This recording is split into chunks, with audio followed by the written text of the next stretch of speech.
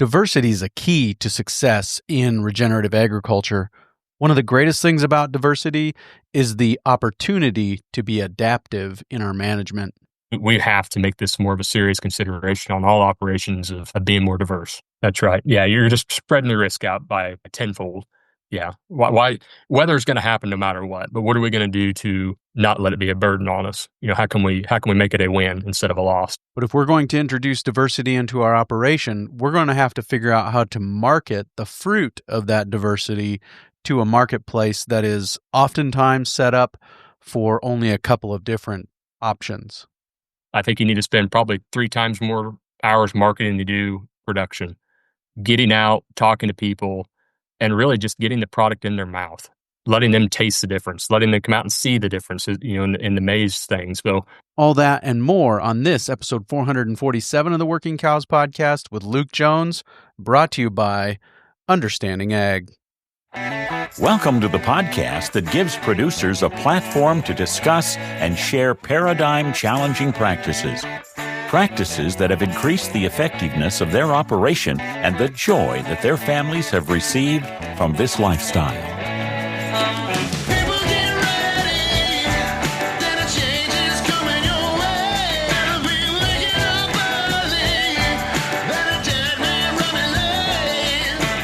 Howdy, everybody. It's Clay Connery, host of the Working Cows podcast, recorded exclusively in the Understanding Ag studios.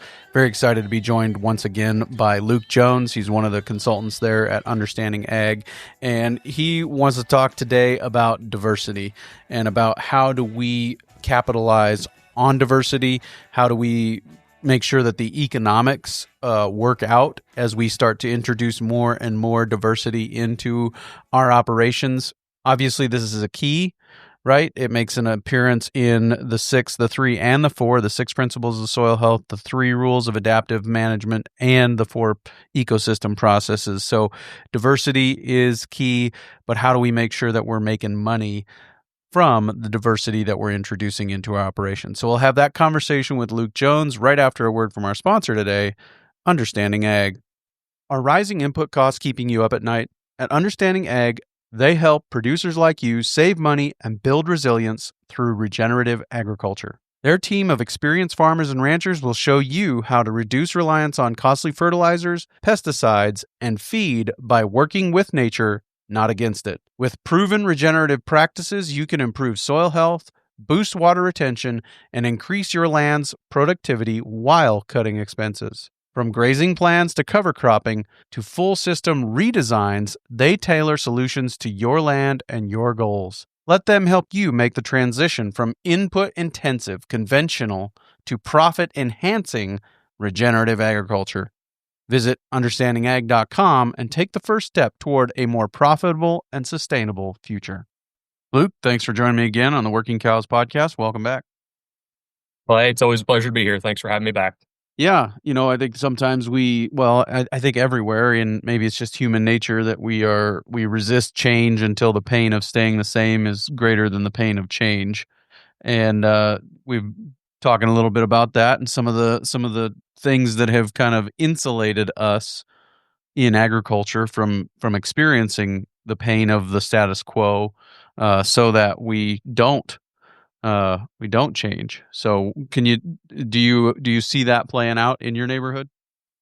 Oh, hands down. And more specifically in the row crop world, Clay, it's just status quo and doing things the way we've always done, and very resistant to change. But, as we look around, I've talked to a lot of people here this spring and now more so that we're getting into the summertime, how things are looking. And I had somebody call me there the other day and wanted to asked me how things were looking crop-wise, and I said they look really good. I said they look like 375 corn here.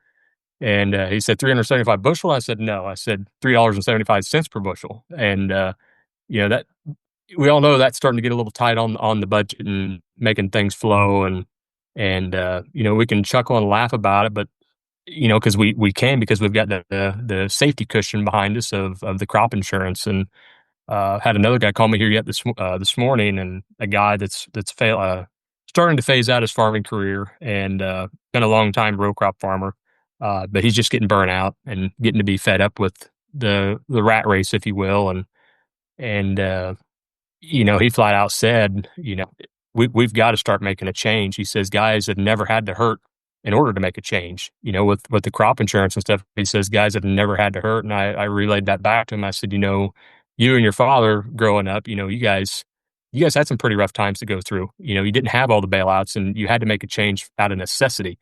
But more times than not, for today, guys, they don't feel like they have to make a change because they're complacent on being bailed out. Yeah, for sure. And I think one of the things that we always get stuck on is just thinking, well, it's always been this way, right? This is the way it's always been. There's always been these bailouts and subsidies and protections that help, avoid some of the consequences of whatever it is, whether it's just a good year of high production that drives down the price because there's more supply, or whatever the case may be. Do you think that what is your sense of that? Has it always been this way, or there have been times in the past, like you said, where these guys did feel the pain and had to make some changes, right? Yeah, I think it can be pretty confusing trying to wrap your head around all of this. I mean, we talk about the rule of compound. There's more than one thing that really lays into why everything's played out the way it has, right? It's not just specifically one thing, but as we get to where we're starting this mass production, focusing on monocrops and really the big three: corn, soybeans, and wheat. That's really, it's even hard to find an elevator around here that's willing to take wheat in our area. So wheat's fizzled out. Oats, are essentially non-existent in our area. But it's been the drive towards specializing in fewer and fewer crops. Everything's being shipped in from, we're a global economy anymore. So it's hard to say, there's one thing that's specifically driven that, but it's just come down to producers they're kind of stuck in that groove. They need to be more efficient to make sure those dollars are spread out more effectively. And that's just what they're hanging their hat in. And I wish that folks could open their eyes up a little bit. I wish I had a wand that I could cast on each producer and say, here's a specific market you could go to, but it's not that easy. We're very good at producing things, but we're terrible at marketing. And that's one thing I'll say that is probably one of the number one profit drivers for every operation is marketing. What is it you can do to find that one thing on small scale? And we talk about diversifying on the operation, when we do our workshops and working with our clients, and everybody wants to find something that's 80 or 100 acres worth of diversity. And it doesn't even have to be that, Clay. It can be 1 to 2 acres of something, that really help drive extreme profit, or it's that holdover fund, if you will, to kind of offset for the lack of production on the row crop side. And it just kind of, once you start going down that path, though, of understanding there's way more ways to make good money per acre than corn and soybeans, your mind just starts going crazy. And I wish more producers would be willing to step out and just try an acre of something. Even if it sounds crazy, looks crazy, start doing the research, market research, more specifically. There's something out there. Don't just be reluctant on taking, just the corn and soybean approach. There's way more to it than that can be done there. Yeah, I think you would be hard pressed, and this is crazy, admittedly, what I'm about to share, but I think you'd be hard pressed to find a more profitable acre of corn in South Dakota anywhere than in Lawrence County, South Dakota, which is right at the foot of the Black Hills, which is probably a rock pile, probably not the best soil, and not irrigated, but what they do is they put a corn maze in it and charge a pretty penny to go walk through the corn maze and ride on the slide that's made out of an old combine and dig in the corn pit, for buried treasures and all that stuff. You know what I mean? Anytime I've been there, it's just wall to wall people, and it is, it's not cheap to get in there. I think it's $15-20 a head, and you drop over $100 for a family of 6 to go in there, and that's a pretty profitable acre at the end of the day, right? Yeah, but kudos to them for understanding that, consumers need to have that connection. They want to get out with nature, I think, more so than we realize, and they want to know where things are coming from, how things are done. But there's just not a lot of opportunities out there for them in general for them to get out and see that. So kudos to that person for being able to, for one, give the people, the consumers, the opportunity to get out there, but also find a financial reward from that as well. Yeah, and it's always in the fall, of course, and so they've got a pumpkin patch there that I don't know if you can pick your own, but there's pumpkins that were grown right there that you can buy on your way out, and so they're just continuing to stack enterprises and find these compounding and cascading positive economic drivers for revenue, and they're doing a good job with it, and I think that's not necessarily a crop that's getting harvested and sold as a food product, but honestly, how much of our corn and soybeans are going into food, real food, and if they are ending up being consumed by a human, it's probably more like a food-like substance, as Gabe is fond of saying, There you right? go. Yeah. I think the last number I checked was between 5 and 8% of what we produce actually goes into human consumption.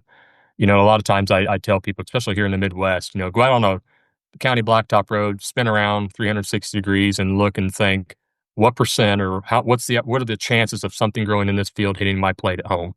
And the answer is slim to none. So, but I think of the opportunities of what can be grown there, what can be delivered directly into the community. And the thing is, Clay, it doesn't take many acres at all. I mean, the amount of vegetable produce, long-term storage foods, but like I say, it's easier said than done, right?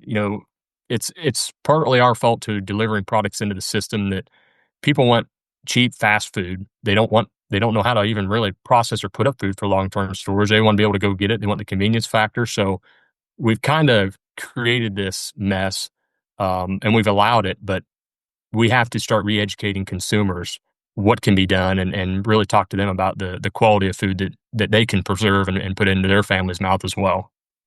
What do you think are some of the barriers between trying something outside of that corn and soybeans mindset? What are some of the barriers? And I mean, you can think of a lot of them, but what are some of the top ones in your experience? Well, I think probably the biggest ones is lack of time. I feel like most producers, we laugh and chuckle that there's only 3 seasons to being a crop farmer, and that's planting, vacation, and harvest, right? But these guys are working hard, and I'm not going to take that away from them.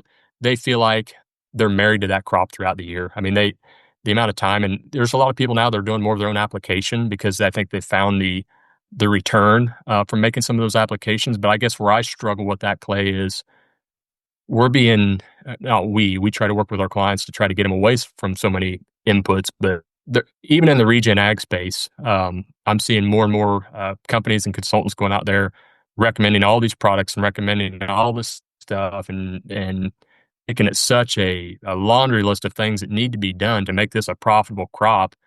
But the thing is, they're repping product. They're repping all this stuff to make themselves or the recommendations look good, but it's at the mercy of the farmers going out there and doing it themselves. So I'm hearing guys doing 7, 8, 9 applications, on the same acre every year. Well, my gosh, when you're spread out 1,000, 2,000 acres, that's spending a lot of time away from that, from your family more than anything. But you're married to that crop. So I think these guys are stressed for time to even want to think about dabbling outside of what they know. So to me, that's probably the biggest thing is they're stressed for time, which then leads to they just have no energy to go out there and really care about marketing something different, in my opinion. Yeah, and what are some of the examples? What are some of the things that you guys are saying? Hey, here's something to look at, or what have you seen work well in regard to doing something outside of that system? Yep. So, I mean, honestly, the number one thing, and that I think there's so much profit potential in for producers if they're willing to do it, is just getting livestock incorporated. And I know that's a boo-boo word for a lot of row crop guys, but my gosh, there's so much potential there, Clay, especially on some of our more marginal ground around here where I'm at, where the yields are just, you're never going to have max yield. You're hoping and crossing your fingers every year that you're going to have a profit on it. But the one thing I know I can grow on that, and that's a lot of forage. And grazing animals across that, I mean, that's a no-brainer. Even at a small scale, we tried something this year our own self, and we've always raised meat birds for our own family use and consumption, but we offered this year custom raising some meat birds. We're already doing it anyway. We didn't want to handle the parts and pieces, so we just simply said, "Hey, well, very lucrative for us this year." I'm talking very few acres, probably even about an acre is all we needed for that. And by the time we pushed the pencils on that works out really well, and nobody even complained about the price. So it's not that we're looking at even increase in prices, but we're only looking at an increase in the production on that, and being more vocal about that because people are thrilled with the product. But really, it's hard for me to recommend one product in general across the scale because it's so localized as far as what's interested in, what the general area has and interest in your area. For me, uh, mine corn wheat is another thing that we're looking at doing this year. Wheat's very hit and miss. You have to hit it with a lot of fungicide in our area. Plus, the elevators really don't seem like they want it anymore. So, if I'm going to be harvesting a small grain, I want it to be something that's small scale that people are willing to pay for. A price per pound more so than a price per bushel. That's something that we're dabbling into as well. But it's just things like that. Listen, my ears perk up when I hear people talk about things they're buying. We've got a large food co-op that delivers this einkorn stuff, and I hear a lot of the moms talking about that. And I'm like, well, shoot, that's something we can do, and have no problem with that. Diversifying our corn, the Jimmy Red corn, selling grits, meal and polenta with that. Things like that are just ways to diversify. But, if you got kids involved, cut flower business, the vegetable garden business, things like that. Is it work? Yes. But I think it's well worth the reward and the time you spend with your family while you're doing that. Plus, it's adding diversity into that system. And I don't like to pick favorites, Clay, but when we talk 6-3-4, that if I had to choose a favorite of all those, it's diversity because it appears in all three of the 6-3-4. So that's how important I feel diversity is to the farm gate. Yeah, no doubt. And I think that, again, all of these things are going to come with their own set of challenges, but it's not like there's a challenge-free option, even continuing on. And the typical mindset of corn and soybeans has its own set of challenges, namely what we've talked about to this point is get big or get out.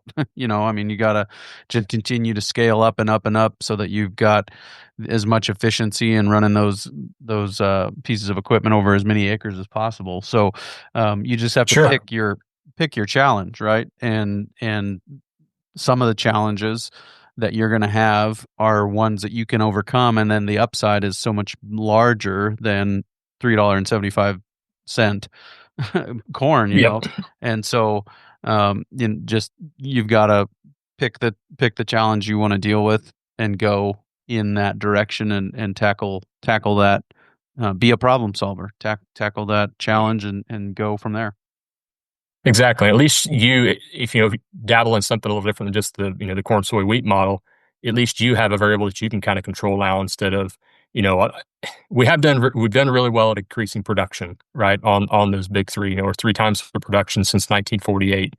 But since June of 22, the prices of corn, soy, wheat are down 30 to 45% of each of them respectively within that range. So a producer has no control over that, right? But at least by diversifying, find some things out there that you can kind of control some factors and variables in there. At least you're not at the mercy of what the big market says or what the weather's telling you, because we mentioned earlier, the amount of subsidies that are being used to bail out. And 2024, there's about $9 billion in subsidies paid out, but in 2025, we're estimating $42 billion in subsidies being paid out. And they're saying most of that's going to be focused on weather disasters, right? So we can't help the weather, but, we're being bailed out for that. But we know we can't help the weather. But also on top of that, they also say they're compensating for financial distress. Well, weather would also cause financial distress, right? So it's kind of funny how they word these and how they're paying these out. But, why are we continuing in a system that's so subjective to the weather? Why aren't we spreading our risk out that we're, have more potential to capitalize on the weather events that are happening? Let's take a quick break and hear a word from our sponsor today, Understanding Ag. As farmers and ranchers, we've all heard pitches from ag consultants about the next great new product that will increase our yields, pounds, or animal performance. And each of those silver bullets comes with a price tag that you pay year after year, taking more money out of your pockets and putting it into someone else's. Our friends at Understanding Ag aren't out to sell you anything, but the knowledge to grow healthier soils, plants, animals, and profits. Their goal is to help you become your own best manager, a short-term client, but a long-term friend and partner on the road to regeneration. If you're still waiting for that next year that's going to be better, maybe it's time you give Understanding Ag a call. Check them out at understandingag.com. I know you'll be glad you did. Talk to me a little bit about some of the economics of the diversity. How are you thinking about that? And I think that the big thing, mindset shift that has to happen is from production to profit, right? Yeah. Rather than what are we producing per acre, what is my profit per acre? Because then that's going to shift the question and open up the field for different opportunities, right? Right. Yeah. And the more we can start getting producers to understand price per bushel versus price per pound, I mean, that when they hear that, the light bulb goes off in their head, right? These guys have the equipment, they've got the land, they've got the knowledge. Why not capitalize on something that's a price per pound? It doesn't take many acres, Clay. As I said, the einkorn wheat thing, if you're talking 20 bushel of that per acre on a yield, which is, I'm going to guess, par for the course, at 60 pounds and you're selling that for $4 a pound. My gosh, I mean, how many bushels of wheat do you want to raise conventionally, or how many acres are you going to have to offset? It's almost like a 10-to-1 turnaround. So you can raise a lot fewer acres of these specialty crops and make way more acres or way more profit compared to spending time in the combine on a 10 times more acres. Another thing that I've seen, getting the livestock incorporated, I've kind of stole this idea from some things that I've seen in the past as far as strip crop and alley cropping. And I'm sure folks have heard of Jason Mockham, what he's doing with some things there with, I believe it's Zach Smith up in Iowa, with the stock crop or things like that. Very interesting. But for me, it's not efficient enough for me and what I'm doing on my operations. So what we were doing is strip cropping corn and livestock, grazing lambs in between the rows and alternating the rows next year where the livestock had grazed. And oh my gosh, trying to capitalize on that solar energy capture of these corn plants and what they talk about, the end row effect, maximizing that solar energy capture to try to produce a more efficient grain yield, if you will, on lower inputs. As I look at my land markets and things like that and the forage that I can grow, even forbs or weeds, if you will, we're talking $300 to $400 an acre in return on that. And that's just one grazing through there, Clay. That's just, what if we did that 2 or 3 times throughout the year? That just turns over. And then we can also potentially reduce our cost for next year's crop. So things like that are what we're playing with. And I'm not going to say it's a perfect system for everybody.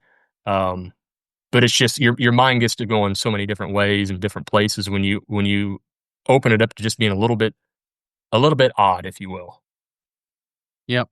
Yeah, and I think that there are some legitimate pressures there as well, right? The kind of being the neighborhood, kook that's doing something different, and some of those kinds of things. Do you think that weighs on people much at all? Oh yeah, hands down. And I like to say anymore, my favorite thing to plant isn't corn or soybeans or wheat or oats or anything. My favorite thing to plant now, believe it or not, is fence. Um, on all of our fields, we see people tearing fence out left and right just so they can gain that extra row or make it easier to mow around. But man, that's a potential habitat for some diversity to move into. Plus, it gives me the opportunity to graze anytime that I'm open to it. So the most beneficial thing that I can plant on my land is fence. Yeah. Yep. Absolutely. That's Steve Kenyon. Somebody asked him, or whenever he gets the question, what should I plant to increase diversity on my operation? He says posts. Yep. And I appreciate that. And talk just kind of focusing on the economics of this. I don't see, I don't know what it is that keeps people locked into these paradigms. I guess it's hard to change the way you see things, I guess is probably what it is. But just what you mentioned earlier there, I think it was $20 a pound for einkorn wheat. I think right now, as I can see it, the price is about $7 a bushel for wheat, and there's about 60 pounds of wheat per bushel. If you're getting $20 a pound, that's $1,200 a bushel. Yeah, exactly. Versus $7 a bushel. 20 bushel to the acre, and we're getting about $4 to $5 a pound for that. So you're close. So I see. $4, yeah. So yeah, it's still either way, it's still very lucrative. Yeah, Right. So, but I mean, it's just a very, yeah. How do we, yeah, it is difficult for me to understand how we get stuck in these paradigms and how do we break out of those, because the economics seem to be so obvious, right? yeah, and I think if people are going to do something, they want to do it to scale and make it. They feel like it's only going to be worth their time if they're doing it at a larger a larger scale more so than an acre or two of something or 40 or 50 lambs. Well, if I'm going to get 40 lambs, I might as well have 500, right? Or if I'm going to do an acre of this, I might as well do 50 acres of it. I think we have to understand that there's so much potential with it that it doesn't have to be that much of a scale. So I wish I knew what it was going to take for people to click on this. And we have people asking us all the time how they can diversify, and we kick around these ideas at it. And it's not that we're saying this is what you have to do, but it's just talking through ideas. And every now and then you'll have a producer that it clicks with, and they said that's exactly what we're going to try. But I think it has to be something that they feel like they have decided on more so than being told to, because I'm very stubborn myself, Clay. I don't like being told what to do. I like to try to figure things out myself. And I think a lot of producers are that way. They want to be able to figure it out themselves. They've been told what to do for so long as far as how to raise a crop. And, you got to do this, or you're not going to raise max yield, or you got to do that, or you're going to lose the crop. They feel like they're at the mercy of being told how to do things. And I think they sometimes struggle to how to know how to figure things out. But I think they are very added in there, but I think they just need to lower their scale a little bit. Yeah, and it is, it's one of those things that there are opportunities, right? I mean, in agriculture, there are opportunities. It's not like there's no money in this. You can't succeed. Maybe in the conventional model, that's more true. It's hard to get started. They're not making any more land. The equipment's too expensive. Well, I think that the economics of taking a different approach means that you probably don't need you don't need the biggest piece of equipment. You don't need the air seeder and all of those things to get the same, or to get the job done on a smaller piece of land, right? Right. Right. And this way, and I think we also have the opportunity to work together more with our neighbors on things like that. Maybe we don't have to each own our own piece of equipment to do this job. Let's get together and work together more. And I think there's that opportunity as well, because like I said, equipment is very expensive. The more I get into it, the less equipment I wish I had. And, that's why if I'm going to have the equipment, I want to run a higher value crop through it while I have it. Yep. Can you talk to me about some of that, just the equipment side of it, and like your approach and what you've seen work or even be sufficient to get the job done, as opposed to maybe the way other people look at it and saying this is what we've got to have to be considered a farmer in this part of the world. Yeah, and I've heard some pretty frustrating things from people in the regen ag space about how you have to have all this updated equipment and you have to have all this technology to do it right, and that couldn't be further from the truth, Clay. I mean, I'm essentially a first generation farmer myself. I'm probably pushing 60 years old, I'd guess. A 70 horse tractor that pulls that, and that does most of my other work as well. I've got a 2002 combine. It's chains and sprockets. That's what I like. I don't like a lot of sensors and things like that because I can't track all that stuff down. So, I can get by very, very minimal, and I'm not afraid to work for offsetting, any labor that I need to borrow. If I need to borrow a drill from something, or, luckily we've got a lot of good producers in our area that are willing to help me out when needed, but they also know that I'm willing to help them out or return the favor in some way, shape, or form at the drop of a hat. So, understanding there's a sense of community around you, and it's there. It's just a matter of going out and finding it. But Clay, I'm so stinking excited about where the future of ag can go. I think there's so much potential out there right now. You get your head out of the corn soybean bucket, there is so much potential out there, and I'm actually just drooling. Like I say, because I don't want to own any more equipment. I'd much rather do more with less than keeping up with the equipment trends, because that's a huge factor on a lot of people. They have to spread those costs out over so many acres to make it worthwhile. And, it's hard to work on this equipment anymore. The scale of it is, I feel like you have to be big equipment, but I get by very, very effectively on what I've got. But I'm also not trying to farm the world. I'm trying to farm less better instead of more worse. So I want to take care of the land that I'm working with. So I'm working within my context in that regards. Yeah. Yeah. And I mean, are there other things that come to mind as far as the diversity piece? When I asked earlier about where you want to start with diversity, you talked about integrating livestock. We've talked about einkorn wheat. Are there other things that just examples or case studies of people that you've seen, take the opportunity and say, hey, I'm going to think differently and taking a different approach and plant something that's outside the box? There's some ideas out there that I've heard of in the past, but you know, I don't want to get anybody down the wrong track either. I mean, I've heard of people even raising choke cherries or aronia berries and things like that. Finding the right method of raising those. So I mean, I'm not kidding you. There's markets for anything, essential oil plants, things like that. There is so much market potential out there. But as far as diversity, I mean, where I go with it is more so even just in the marketing piece is the diversity of life on the farm in general, just in insects and birds that we've seen. And I don't think you can place I know there's probably some economists out there can place a dollar figure on increasing insect and bird biodiversity, but to me, there's no price tag on that for what we're seeing as far as the increase and explosion of insects and birds in that regard. Yeah. Yeah, I've noticed this year, and I think it's just been a better year than we've had in quite a while, less droughty, more Yeah. timely rain and some of those things. And so I think a lot of that biological activity is really able to shine in those moments. But man, the manure pats on our place seem to be getting torn up a Yeah. lot quicker. Instead of just looking like somebody shot it with a shotgun, it looks like somebody put a 500 string of black cats under it and kind of just blew it to pieces, and so whereas before it just would have the holes in the top, now they're all kind of just spread out and turned over, and you really see that they're being worked over. And so I think that just that diversity of life on the landscape is a big part of Oh what yeah. we're trying to accomplish.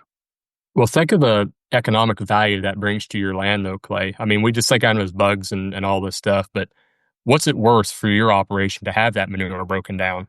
What's it worth for your operation to have organic material on the surface cycling through? What's it worth on your operation to have a dead animal being able to be cycled through? What's it worth to have um, seeds being broken down and things like that and passed through?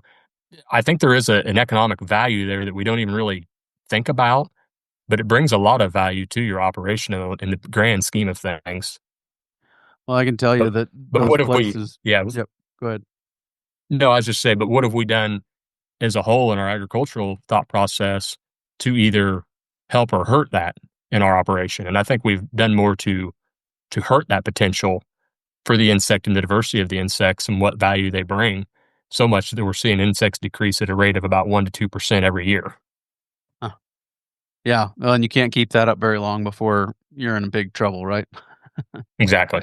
And I would guess that the life is going to balance itself out too, and you might have a decrease in insects for a while, but eventually, or even right away, you're probably going to see an increase in negative insects, where the positive ones are probably the ones that are going away. Bingo. Yep. And the whole soil food web. I mean, that I hang my hat on the soil food web and how important it is. Nature's going to find a balance, but the more we eliminate or chip away at that lower rung, the harder everything above that starts to collapse. Yeah. Yeah. You've mentioned a couple of times the marketing piece of this, and I think that honestly, a well publicized corn maze is an example of marketing. Yeah. Um, same as the local food co-op, and I take my 1 pound bags of einkorn wheat down there. That's an example of marketing. Can you build on that? Help me think a little bit more about that, and help me develop the perspective a little bit more on the marketing piece of this whole consideration. Yeah, really, that is the biggest. I think you need to spend probably 3 times more hours marketing to do production, getting out, talking to people, and really just getting the product in their mouth, letting them taste the difference, letting them come out and see the differences, in the maize things. So, we're in the process here at our own place, Clay, putting in an orchard, but also kind of like a food forest, if you will. It's essentially a virgin piece of ground that hasn't had anything done to it, but we're putting in some fruit trees and berries, and we're also going to have vegetable produce and things like that there, so people can come actually pick some of their own goods, but also get connected with where their food's coming from, because we feel that's just so important for people to be out there and touch and feel and see it firsthand what's being done. I'm not a I've used to be on social media a lot, but I've kind of phased out of a lot of that anymore. But I think that it is a huge component for marketing. That seems to be where everybody's at anymore. And I'm probably honestly how we've got a lot of our business is just putting little feelers out, and people have just reached out to us. People have shared it that we know. People that have tried our products that feel confident in what we're doing. It's going to take it a little bit to get that momentum going, but boy, once you get some product into people's possession for them to consume, and their confidence grows in you, then it just starts to just grow from there. It's just like starting a fire, right? You start with kindling, start small, and then after a while, you're going to have trouble keeping the logs thrown on the fire. In my opinion, you're going to be running out of supply. So the marketing piece is just I can't stress enough how important it is, and I think a lot of people just get burn out by thinking that they have to have marketing, but it's probably worth hiring somebody to do the marketing for you. If this is a route you're going to go, don't hire somebody just to trial it. But I think you have to understand what your capabilities are, what your market potential is, where you want to see your operation go.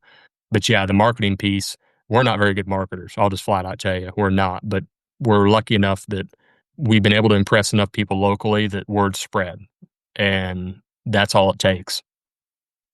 Yeah, yeah. Word of mouth is always going to be the cheapest and most effective form of marketing, anyways, right? That's right. And so you want to get out there and give people the opportunity to taste the difference and then share that with somebody else and you're off to the races, as you said. And honestly, something you said earlier too about we're not trying to farm the world. When you have this mindset of, okay, we're gonna take a different approach, we're gonna grow something that a local market near us wants to purchase, and we're gonna market it to them in a way that they can get at it, and then you get that fire, for your illustration, burning to the point that maybe you can't keep up with it. You don't think, maybe your first thought isn't, "Hey, I need to get bigger to meet the demand." Maybe your next thought is, "Hey, I should teach somebody else how to do this too. I should help a young guy get started doing this," rather Yep. than say, "Hey, young man, you've got to have the tractor, you got to have the air seeder, you got to have the combine, you got to have the spray applicator, you got to, just call the roll of the things that they think they need to have to get started." And you can take them out there and say, "Here's a 60-year-old tractor, or here's a 60-year-old planter and a 70-horse tractor and a 25-year-old combine, and and this is what we're able to do with it," right? And you show them the Right. economics and say, and here's a group of people who are interested in something like this, and you can go and help them get started, right? That's right. And I think you really have to understand we're an hour from anywhere. My wife says we're an hour from anything. So, um, which isn't that far, you know, in the grand scheme of things, but we wanted to be able to market locally first. And we're not a very wealthy community. So we had to, try to figure out what's a price point that people can get into with us, but also allows us to make a profit, but it's also not going to undersell us either. So, there's some products like eggs. We sell eggs way cheaper than a lot of people. I mean, I've been called out by some people that are mad at me for selling eggs where I'm selling them, but I'm like, to me, it's a way to get people involved. It's a way to help. It's an avenue to help us get more product in their mouth, if you will. That we're making profit on. So it's one of those things that you have to understand your area, but you also don't want to price yourself too low that once you start to grow and expand and get into the other markets that you jack your price up and you price yourself out of your local market already. So don't forget the ones that have helped get you to where you're at, right? I always say price yourself confidently where you can start, that your local community can get involved with, that you can take those numbers and run with it when you start to grow as well. So I think that's a key piece to take note of. Yeah, were there some considerations, or maybe ways that you went about kind of determining that, doing the market research, figuring out where the price needed to be? Yeah, I mean, I did some research as far as what I seen some things were selling for online versus what I knew my cost of production was going to be. I went hard on figuring out my cost of production, and then I simply went out. What am I willing to do this this for, right? So knowing your cost of production is number one. You can't really price anything until you know your cost of production, because then you can set your margins of what you're comfortable with. Then you can kind of play around with that and see what is it at the grocery store? What is it, what is it they could buy it for online if they're buying the stuff online, and kind of trying to average out what you feel is a fair profit for you to make on that unit that you're selling. And did your cost of production include paying yourself then? Yes. Yeah. I think that's a big piece, right? Bingo. Yeah. I mean, I love to, and I'll be honest with you, Clay, before I really understand what, the range for profit and key components like that were, I wasn't doing that, so it was, and then it felt like whatever we were making was a struggle. But once you factor that piece into it, that helps, round out your business model, in my opinion. Yeah, it's critical. Pay yourself first. Yeah. Yeah, I think that is another one of those big major mindset shifts that has to happen. On top of the fact that, hey, I can't just entrust my marketing to the co-op. It's not Right. their job to market my grain, it's my job. And they're going to market a container ship to China or somewhere else, or Yep. or they're going to market it to the the ethanol factory or whatever refinery, but it's my job to market this. This is my business, and I have to find the people, and it's all the same. Livestock is the same. Sure. You talk to Kent Donica, and he'll tell you the same thing about marketing. That you need to spend more time marketing and thinking about how you're going to market than you do on picking out the vaccine program or whatever your other options might be. It's marketing is such an underemphasized piece of the agricultural business that I think has such a huge point of leverage for successful farming and ranching. Oh, and hands down, I think you summed it up very well there. Diversity is important for the operation, but you have to know how to market that diversity. But what the diversity brings to the table, as far as compounding on the operation to the positive, is just it's limitless. Yeah. And you mentioned a couple of things that you're looking at going forward. First of all, maybe give a rundown of what you had going on this year, what is going on this year currently, and then maybe let's talk a little bit about some of the things that you've changed, like what you have done in previous years, what stayed the same, what's different, and then what maybe will stay the same next year and what might be different. Yeah. So, I'm a row crop guy at heart. It's what I grew up. It's what I love. It's what I've studied throughout college. It's what I worked in for some time. But that's starting to change. I've really loved, the cover crop world and getting that into the cropping systems. And the more I hear some of these other consultants and companies out there talking about the biologicals now, and they've almost taken the role of the conventional agronomist, but it's just as bad, from what I'm seeing. Is they're almost making the producer feel like they have to be relying on them to get through this regen cropping year, and it's getting draining. So, I've felt like I've done so many steps properly, and we've been successful with it. But where I'm speaking specifically on our operation. I've raised some beautiful looking crops, with very little inputs, planting into high biomass cover crops, only to see all those efforts at the end of the year get decimated by deer and coons. And I'm talking less than 50% of average yield decimation. And we talked about earlier, you got to hurt. You have to hurt a little bit before you can make a change. I don't take any crop insurance on my operation. I feel like if I am not doing something right, I need to be making a change. It shouldn't be up to the taxpayers to keep bailing me out. So my thoughts are it's on me. So last year, after seeing a pretty hard year of wildlife damage because our ecosystem's so out of whack, I just kind of chuckled because that's all you can do when you're eating that bill. We're planting more fence, so that's what we're doing. We're putting more fence in any opportunity we can. Our row crop acres will be shrinking. What we do raise as far as row crops will be more of what we have control of as far as seed costs. So instead of wheat, we're raising more rye because I know I can sell rye seed and it's less of a a pansy crop, if you will. It seems like I can get rye to yield no matter what, whereas wheat's such a baby crop, plus a higher seed cost. So we're raising more rye to harvest and sell, and then grazing cover crops after that. The intercropping thing looks interesting, but we're not set up for that yet. So we're not going to explore that. Raising public variety soybeans so that we can save our own seed and replant those. So we're not at the mercy of the seed market telling us, here's the latest and greatest technology coming out. Oh, by the way, the seed price is increasing. We're not going to get played up in that game anymore. We planted more open pollinated corn, the Jimmy Red and things like that. We did some Reed's Yellowden as well.